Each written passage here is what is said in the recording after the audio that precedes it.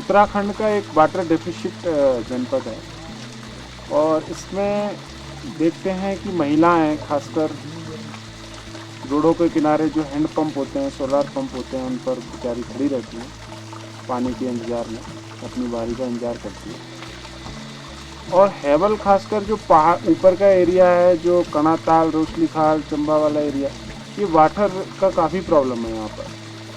और यहाँ इतना ज़्यादा क्राइसिस हो जाता है समर्स में कि पानी को टैंकरों के माध्यम से मंगाया जाता है। जबकि हैवल रिवर एक है यहाँ पर जो बिल्कुल नीचे में 2 किलोमीटर नीचे में बहती है। तो इसका जब 2018 मई में हम लोग ऐसे ही फील्ड इंस्पेक्शन कर रहे थे, विजिट कर रहे थे, तो हैवल नदी के किनारे किनारे हम लोगों ने ट्रैकिंग किया था। तो पाया कि इसका जो ग्रेडियंट है बहुत ही जेंटल टाइप का है और इस नदी का जो कैचमेंट है वो उसका हाइट भी बहुत ज़्यादा है। जो टॉप है और बॉटम है उसका डिफरेंस है बहुत ज़्यादा है। इस कारण से हैवल रिवर का जो बॉटम का पानी है हम लोग जब तक लिफ्ट ना करें तब तक उपयोग करना आसान नहीं। और जब इसका और फर्दर हमने थोड़ा और पता किया कि क्या डिपेंडेंसी है इस पर, तो पाया कि तकरीबन 1 लाख से ज़्यादा पीपल डायरेक्टली और इनडायरेक्टली हैवल रिवर के पानी पर डिपेंडेंट है। तो इन सारी चीज़ों को लेके और जल संरक्षण को लेके जो government of Uttarakhand, government of India की कवायद है, उनको मद्देनज़र कुछ इनोवेटिव कुछ करने का ख्याल आया। तो हम लोगों ने पहले पता किया कि इंडिया में रिवर रिजुवनेशन के लिए कितना काम हुआ है, कोई लिटरेचर है कि नहीं। तो वी केम टू नो कि कोई ज़्यादा अच्छा खासा कॉम्प्रहेंसिव प्रोजेक्ट की एक्चुअल में यहाँ से स्टार्ट करना है स्टेप बाय स्टेप, ऐसा कोई प्रोजेक्ट हमारे सामने आया नहीं। एक नमामि गंगे प्रोजेक्ट है, वो काफ़ी हद तक एक प्रोजेक्ट है जिससे कुछ हमें आइडिया लगा, लेकिन एक बहुत बड़ा प्रोजेक्ट है और उसमें गंगा नदी के बहुत सारे एस्पेक्ट्स को लिया गया। उसी से थोड़ा आइडिया लेते हुए हम लोगों ने जब हैवल रिवर का स्टडी किया तो वी केम टू नो कि ये स्प्रिंग्स धाराओं से निकली हुई रिवर है जो फॉरेस्ट फेड होती है और इसका जो ओरिजिन है वो खुरेत के जंगल में होता है, सुरकुंडा मंदिर के पास में। और ये पूरा सबसे इस एरिया का सबसे टॉप एरिया है, सबसे हाईएस्ट पीक है इसका। इससे 2 रिवर का ओरिजिन होता है, एक तरफ हैवल रिवर और दूसरी तरफ सोंग नदी। और हैवल रिवर का कैचमेंट तकरीबन पड़ता है 40,000 हेक्टेयर का और ये तकरीबन 50 किलोमीटर का जर्नी तय करते हुए गंगा नदी में शिवपुरी में मिल जाती है। एंड सोंग नदी भी गंगा नदी में मिलती है, वो थोड़ा लंबी दूरी तय करती है, उसका कैचमेंट छोटा है, लेकिन वो चूँकि देहरादून की तरफ जाके देहरादून डिस्ट्रिक्ट में प्लेन्स में काफ़ी लंबी दूरी तय करती है, डोईवाला के पास फिर उससे आगे गंगा नदी में मिल जाती है। अब हमने जो फर्स्ट फेज में काम करने का इरादा अपनाया तो उसमें हैवल नदी को लिया है। और हैवल नदी में भी चूँकि एरिया बहुत बड़ा हो जाता है, इतने बड़े एरिया को फर्स्ट फेज में लेना हमारे लिए काफ़ी मुश्किल भरा था। तो हमने कैसे कि पूरा एरिया को लिया जाए और सारे एस्पेक्ट्स को इसमें लिया जाए, इसके लिए हम लोगों ने एक लैंड यूज़ सर्वे वगैरह जो ऑलरेडी सेकेंडरी डेटा अवेलेबल था उसको एनालाइज किया कि इस एरिया पर डिपेंडेंसी कितनी है, एग्रीकल्चर लैंड कितना है इस एरिया में, कितना ड्रिंकिंग वाटर का है। इन सारी चीज़ों को एनालाइज करते हुए हमने फर्स्ट फेज में 16,500 हेक्टेयर का क्षेत्रफल लिया है कैचमेंट का, जिसको अभी हम ट्रीट कर रहे हैं। ये स्टार्ट होता है सुरकुंडा जहाँ ओरिजिन है बेमुंडा तक, हाफ ऑफ द रिवर ले लिया है, तकरीबन 30 किलोमीटर का रिवर है। इसमें हमने फिर फर्दर हम आगे काम करते हुए कि आगे हमारा एक्शन प्लान क्या होना चाहिए उस पर विचार किया।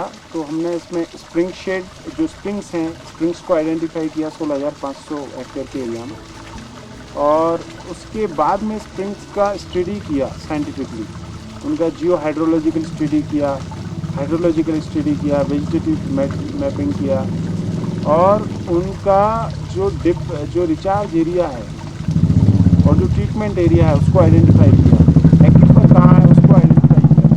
तब जाके उसका सारा कुंडली बनाई A to Z, कहाँ ओरिजिन है, कहाँ कैसे है, कहाँ पे हमें काम करना चाहिए, इंटरवेंशंस की कहाँ आवश्यकता है, और डिप मेथड के आधार पर वेजिटेशन का भी एनालिसिस करते हुए हमने जो ट्रीटमेंट एरिया है उसको आइडेंटिफाई किया, चिन्हित किया।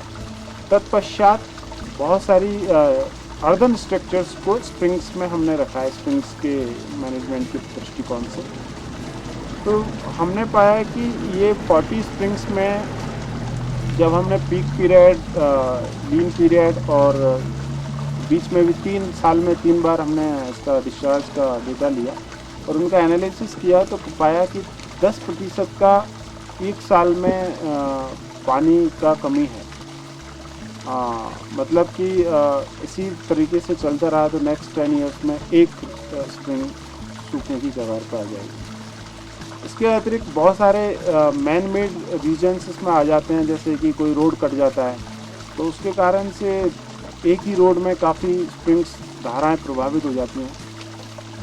और काफ़ी बार बारिश का, जैसे 2016 में ड्राई सीजन था, तो उस कारण से उसका सोर्स जो रेगुलर वाटर का डिस्चार्ज है वो यदि रुक जाता है तो फिर उसको मिट्टी जम जाती है, फिर उसको रिवाइव होने में बड़ा मुश्किल हो जाता है। काफ़ी बार ऐसा होता है कि जहाँ धारा निकल रही है वहाँ पर कुछ या तो किसानों के द्वारा या अनजाने में कुछ एक्टिविटी हो जाती है, इसके कारण से वो जो उसका आउटले है वो प्लग हो जाता है और उसका पानी का बहाव नहीं हो पाता है। इससे भी बड़ा नुकसान होता है और अचानक से ही वो धारा सूख जाती है। तो इन सारे कारणों को लोकल पीपल से काफ़ी डिस्कशंस किया गया है, उनको इन्वॉल्व किया गया कि कैसे रिचार्ज किया जाए, क्या मैकेनिज्म है। तो उस पर स्प्रिंग शेड ट्रीटमेंट पर बड़ा ध्यान दिया और वो इस प्रोजेक्ट का एक बड़ा कंपोनेंट भी है।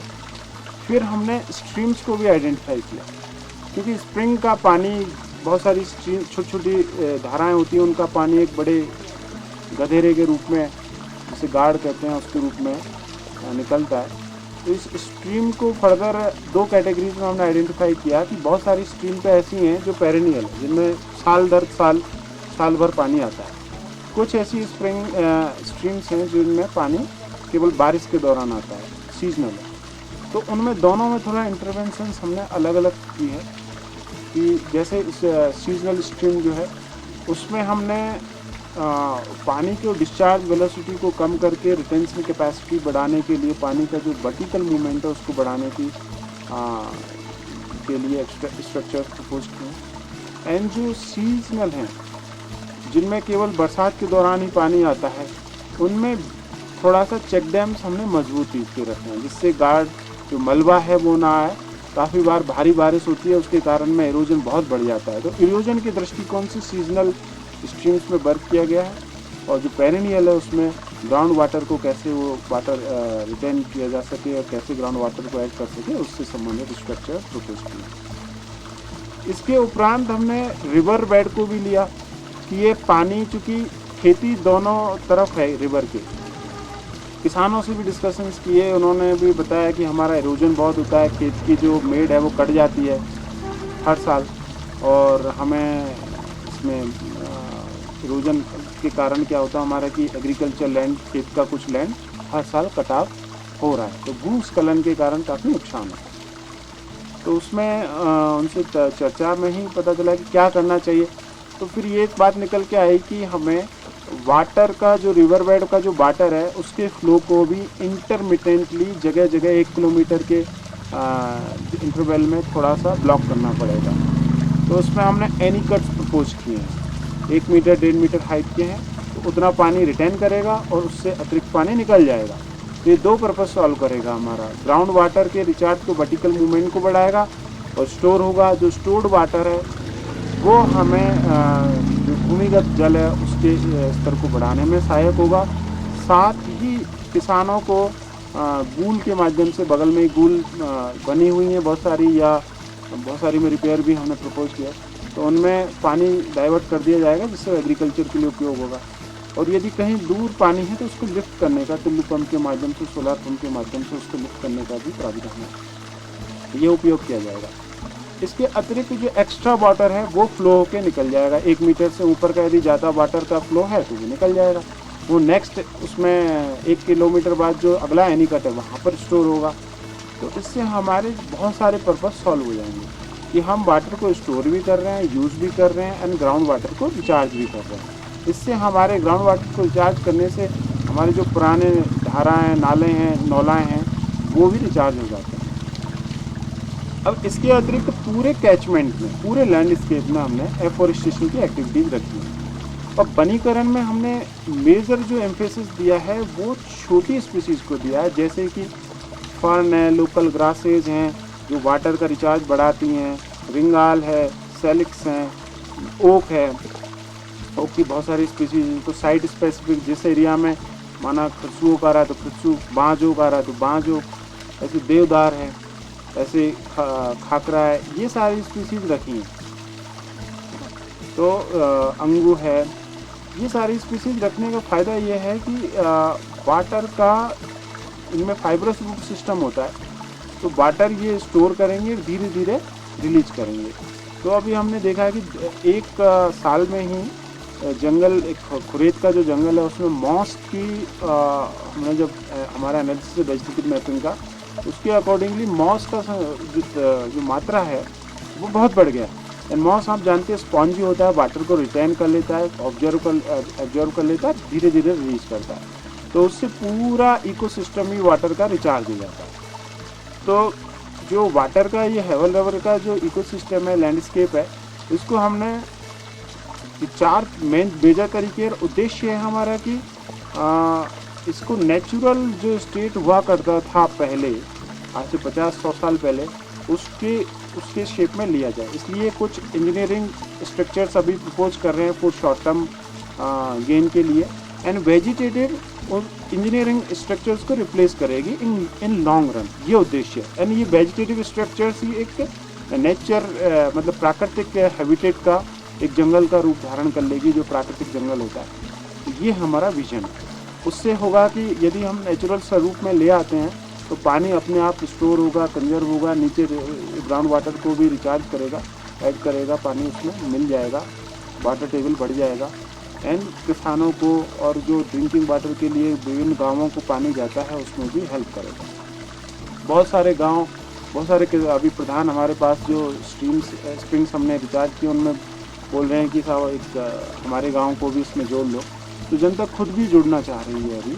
तो इस कवायद को हमें डिस्ट्रिक्ट एडमिनिस्ट्रेशन को भी पूरा सपोर्ट है। मैं GM Tehri, CDO Tehri, DFO Tehri, मतलब सभी लोग इसमें बढ़ चढ़ के मनरेगा के माध्यम से भी काम हो रहे हैं।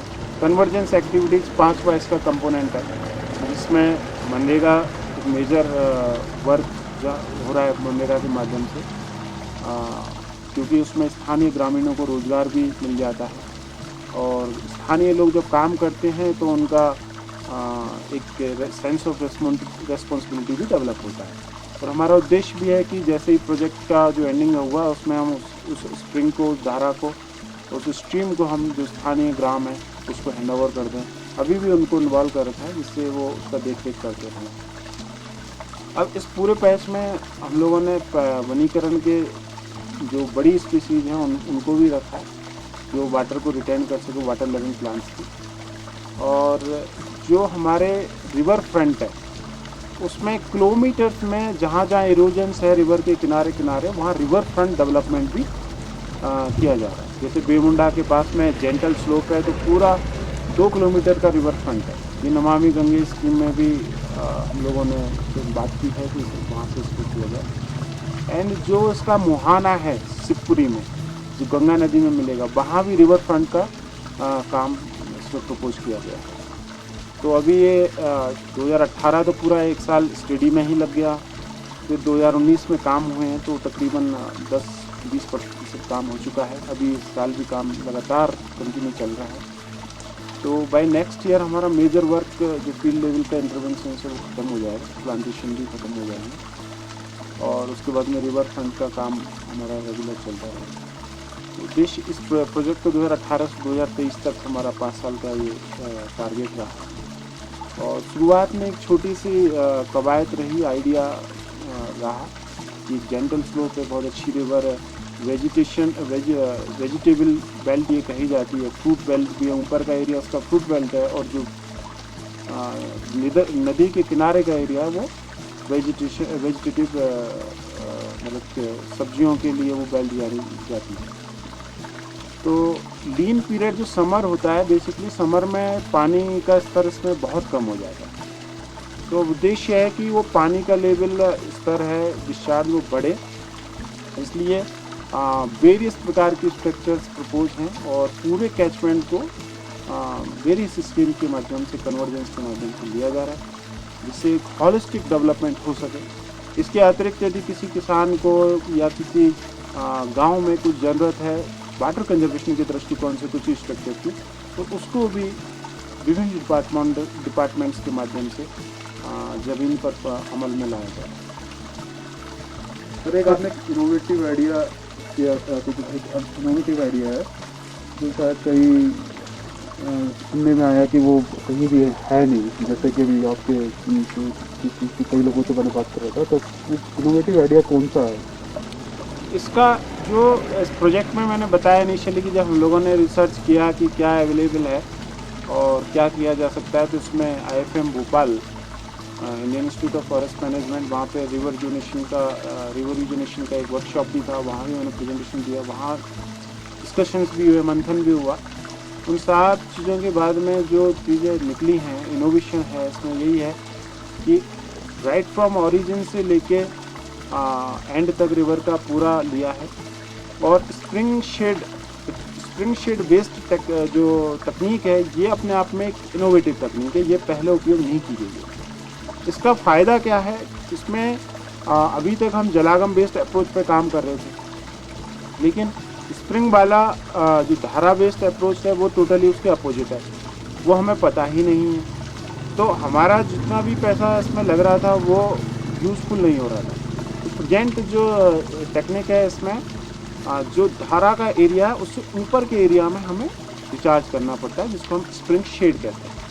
उसमें भी हम जैसे हमें बॉडी में कहीं दर्द हो रहा होता है तो उसको टेस्ट किया जाता है, फिर पता करते हैं कि ये ट्रीटमेंट करना है, तो वैसे ही साइट स्पेसिफिक इसका जो रिचार्ज एरिया है उसको आइडेंटिफाई किया गया, एक्यूफर को आइडेंटिफाई किया गया और उस ट्रीटमेंट एरिया में ही हम काम कर रहे हैं, इंटरवेंशंस कर रहे हैं, जिससे डायरेक्ट इम्पैक्ट उसके वाटर टेबल पर पड़ रहा है और उसका जो सॉइल के अंदर में कहाँ पर परमेबल रॉक सिस्टम आ जा रहा है, कितने डेप्थ के बाद में कितने में सेमी परमेबल है और कब क्वार्जाइट आ रही है, कब पानी का कहाँ से फ्लो हो रहा है, ग्रेविटी कैसी है, इन सारे उनके आधार पर हमने स्प्रिंग का जो ट्रीटमेंट है प्लान है वो बनाया है, जिसको हमने स्प्रिंग का कुंडली नाम दिया है, स्प्रिंग कुंडली में। तो ये जो स्प्रिंग शेड टेक्नोलॉजी और पूरा लैंडस्केप को पूरा लेना, ये अपने आप में एक अद्भुत है और किसी भी रिवर के रीजनेशन के लिए अनलेस अनटिल ये पूरा लैंडस्केप को लिया जाए राइट फ्रॉम ओरिजिन के, और जो सोर्स ऑफ वाटर है उसको यदि एक्चुअल में हम यदि उसको मैनेज नहीं करेंगे, उसको ट्रीट नहीं करेंगे, उसको बचाएंगे नहीं, उसको कंजर्व नहीं करेंगे, तो हम नीचे कुछ भी करते रहें उससे पानी ज़्यादा फ़ायदा होगा नहीं वाटर कंजर्वेशन में। सर ये स्प्रिंग की बात कही आपने, ये स्प्रिंग कितने सारे स्प्रिंग्स हैं जो आपने खोजे इस टाइम में? इसमें जो 16,500 हेक्टेयर का एरिया है, इसमें टोटल जो स्प्रिंग आइडेंटिफाई की गई है वो 40 हैं, 40 और स्ट्रीम्स है 15 और जो वनीकरण का एफोरेस्टेशन का एरिया वो 200 हेक्टेयर का है, जिसमें तकरीबन 10 लाख प्लांट्स का। ये स्प्रिंग्स सर खोजी थी, शुरुआत कैसे करी थी स्प्रिंग्स खोजने की आपने? इसके लिए बड़ा इंटरेस्टिंग स्टोरी है कि 2-3 तरीके से हमने इसको किया कि जो ऑलरेडी इरिगेशन डिपार्टमेंट के द्वारा बहुत सारे स्प्रिंग्स पर लिफ्ट परियोजनाएं चल रही हैं ड्रिंकिंग वाटर की, तो वो डेटाबेस हमने लिया। इसके अतिरिक्त क्योंकि वो 12-13 ही था, उसके अतिरिक्त बहुत सारी स्प्रिंग्स और रहती हैं जो जंगल के अंदर है, धाराएं, तो उसमें हमने गांव वालों की बड़ी हेल्प ली। जो चरवाहे हैं, जो जंगलों में जाते हैं, जो हमारा स्टाफ है, उनको सर्वे करवाया। एक बार नहीं, साल दर पूरा 10 बार तकरीबन सर्वे हुआ है, प्रोजेक्ट वॉक हुए हैं। तो उसी से उनको खोजा गया है कि कहाँ से वाटर निकल रहा है। गांव वालों को भी पता रहता है धारा कहाँ है, उनके खेतों के आसपास जो थी उनको आइडेंटिफाई किया गया, चिन्हित किया गया। एंड उसमें भी एक्चुअल में हमने जो मेन स्प्रिंग थी धारा, उसको लिया है ट्रीटमेंट के लिए। ऐसे पानी काफ़ी बार जब निकलता है जहाँ से पहाड़ का एक्सपोजर होता है, वहाँ से काफ़ी जगह से पानी एक साथ निकलता है, लेकिन उसमें भी मेन को आइडेंटिफाई करने के लिए आपको स्टडी करना पड़ता है जियो हाइड्रोलॉजी का, तो वो स्टडी किया गया है। तो जो मेन आउटले है वाटर का, उसको आइडेंटिफाई करके ऐसे 40 स्प्रिंग्स को चिन्हित किया गया है। अभी जो रिजल्ट आ रहा है उसमें हेवल रिवर में क्या रिजल्ट आपको लगा उसके बाद? अभी तक आई सेड कि तकरीबन 10 से 20% का वर्क हुआ है। तो उसमें एक्चुअल में एक भी स्प्रिंग को अभी हमने कंप्लीट नहीं किया है। रीज़न है कि उसमें इंटरवेंशंस का हमने अभी देखे हैं कि जैसे 50% काम कर दिया, फिर उसका क्या रिजल्ट निकल रहा है। तो basically we are testing ourselves also कि हम ठीक तो कर रहे हैं। तो अभी प्रेजेंट में जैसे नवा पानी का स्प्रिंग है, उसमें जो तकरीबन सूख गई थी वो स्प्रिंग, और इस बार जब हमने उसको जून में विजिट किया है, सर्वे किया, उसका डेटा एनालिसिस किया, तो पा रहे हैं कि उसमें तकरीबन 1 इंच का वाटर आ गया। नहीं तो वो टपके टपके पानी आता था, बूंद बूंद पानी, अभी उसमें 1 इंच का पानी आ गया। और उसी में कुछ प्रधान बगल में गांव है, तो वो डिमांड कर रहे हैं कि हमें इसमें मतलब पानी की ड्रिंकिंग वाटर का पाइपलाइन लगा दें। अब एज आई सेड कि हम थोड़ा सा ये भी टेस्ट कर रहे हैं कि इंटरवेंशंस को कितना बढ़ाएं, कब उसकी कैरिंग कैपेसिटी कितनी है धारा की, ये बड़ा इंपॉर्टेंट चीज़ है। पता चला थोड़ा सा पानी निकला और हमने उसको सींचना, दोहन करना चालू कर दिया और वो फिर सूख गया। तो इसलिए अभी हम इंटरवेंशंस को थोड़ा धीरे धीरे ही कर रहे हैं, और 1 साल में करने से कभी फ़ायदा नहीं मिलता है। मेरे हिसाब से 2 या 3 साल में धीरे धीरे काम करना चाहिए। इंटरवेंशंस में अपने को टेस्टिंग करते रहना चाहिए, और लगे कि हमें थोड़ा सा चेंज करना है तो तत्काल चेंज करना चाहिए। और वर्तमान तक अभी तक जो काम हुआ है हमारा, इसमें 4 स्ट्रीम्स में और 2 स्प्रिंग में काम हुआ है, तो बहुत ही अतुलनीय, आई वुड से कि इनक्रेडिबल रिजल्ट्स अभी सामने आए हैं। उससे जो हमारा स्प्रिंग बेस्ड टेक्नोलॉजी है उसका टेस्टिंग भी हो रहा है, साथ ही कि एक्यूफर को हम जो आइडेंटिफाई कर रहे हैं डिप टेक्नोलॉजी से, जो ग्रेविटी है उसके आधार पर, तो ये उससे पता चल रहा है कि हम सही डायरेक्शन में काम कर रहे हैं। और हमें सक्सेस, आई वॉन्ट से कि 100% हम सक्सेसफुल हो रहे हैं, बट हमें जितना हम काम कर रहे हैं उसके एवज में हमें ज़्यादा ही सक्सेस मिलता जा रहा है। हमने काम का जो ड्यूरेशन है वो तकरीबन 2, ढाई, 3 साल तक का रखा है। तो तब उसके बाद में हम जब एनालिसिस करेंगे इसका थरोली, तो we would be in the position कि हाँ भाई 100% ये रिजल्ट। ये जो स्ट्रीम आप पीछे देख रहे हैं, ये अमूमन सीजनल स्ट्रीम है। ये बारिश के दौरान पानी आता है, फिर जिस दिन बारिश होती है उसके 1 या 2 दिन रहता है, फिर सूख जाता है। अभी आप कंटिन्यूस वाटर का फ्लो देख रहे हैं। बारिश हुए 4-5 दिन हो गए हैं, लेकिन पानी का फ्लो है। तो ये अपने आप में क्योंकि इसके ऊपर सीरीज में वर्क हुआ है, तो वो धीरे धीरे पानी स्टोर हुआ है, वो रिचार्ज होता रहेगा। एंड इसका जो ऐसे ही यदि हम पूरे कैचमेंट को लेते हैं, क्योंकि इसका जो लैंडस्केप है बहुत ह्यूज है, बड़ा है, तो पूरे लैंडस्केप में यदि हम इंटरवेंशंस करेंगे तो मैं डेड श्योर हूँ कि हेवल रिवर अपने पुराने स्वरूप को बहुत जल्दी ही धारण कर लेगी।